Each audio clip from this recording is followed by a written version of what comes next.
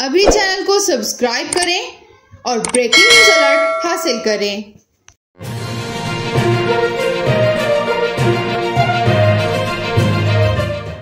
Petroleum मसनूआत की कीमतों में इजाफे के बाद इंटरसिटी इंट्रासिटी बसों और रक्षों के किरायों में भी इजाफा कर दिया गया। मुसाफिरों का कहना है कि पेट्रोल की कीमत में इजाफे के बाद रक्षे में कुछ फासले पर भी 150 रुपए किराया वसूल किया जा रहा है। रक्षा ड्राइवर का मौकफ है कि पेट्रोल की कीमत बढ़ने से सवारी में कमी हुई है और मुसाफिर किराया कम करने पर इसरार कर रहे हैं।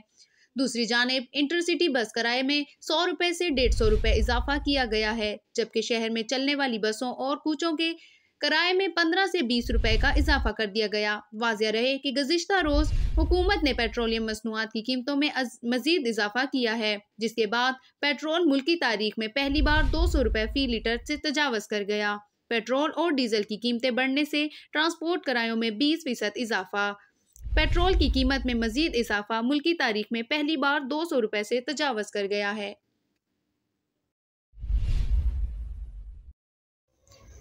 अभी चैनल को सब्सक्राइब करें और ब्रेकिंग न्यूज अलर्ट हासिल करें।